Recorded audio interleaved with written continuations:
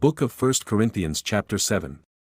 Now concerning the matters about which you wrote, it is good for a man not to touch a woman.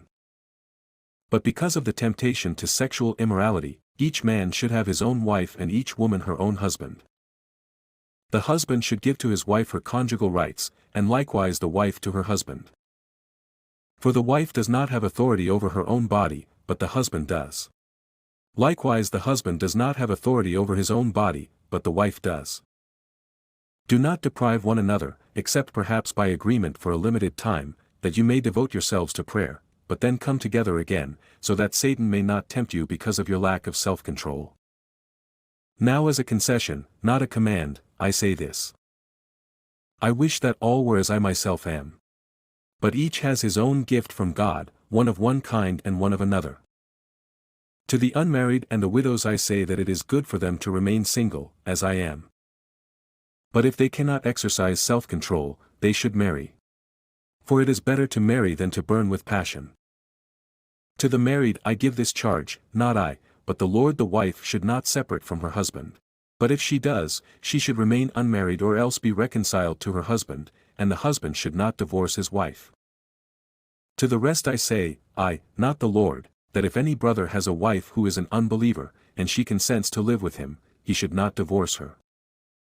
If any woman has a husband who is an unbeliever, and he consents to live with her, she should not divorce him. For the unbelieving husband is made holy because of his wife, and the unbelieving wife is made holy because of her husband.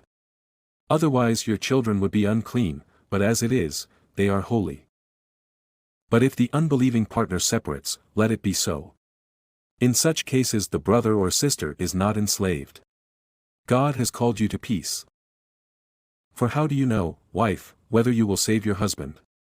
Or how do you know, husband, whether you will save your wife?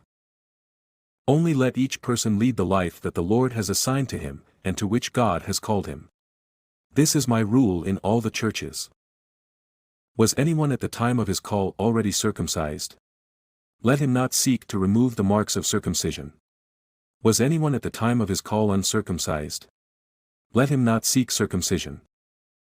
For neither circumcision counts for anything nor uncircumcision, but keeping the commandments of God.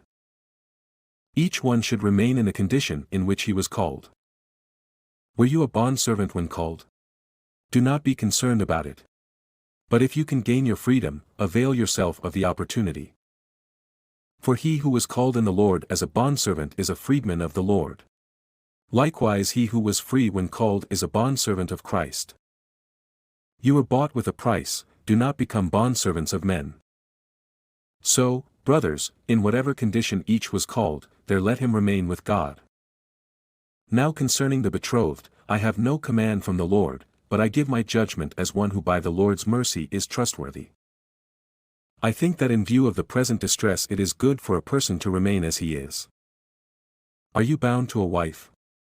Do not seek to be free. Are you free from a wife? Do not seek a wife. But if you do marry, you have not sinned, and if a betrothed woman marries, she has not sinned.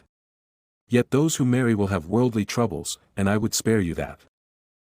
This is what I mean, brothers, the appointed time has grown very short. From now on, let those who have wives live as though they had none, and those who mourn as though they were not mourning, and those who rejoice as though they were not rejoicing, and those who buy as though they had no goods, and those who deal with the world as though they had no dealings with it. For the present form of this world is passing away. I want you to be free from anxieties. The unmarried man is anxious about the things of the Lord, how to please the Lord. But the married man is anxious about worldly things, how to please his wife. And his interests are divided. And the unmarried or betrothed woman is anxious about the things of the Lord, how to be holy in body and spirit. But the married woman is anxious about worldly things, how to please her husband. I say this for your own benefit, not to lay any restraint upon you, but to promote good order and to secure your undivided devotion to the Lord.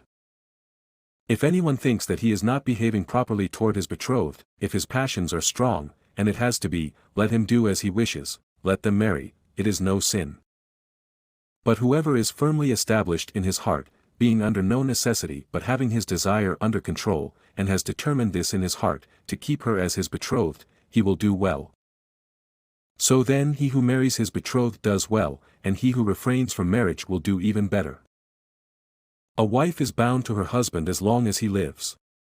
But if her husband dies, she is free to be married to whom she wishes, only in the Lord. Yet in my judgment she is happier if she remains as she is. And I think that I too have the Spirit of God.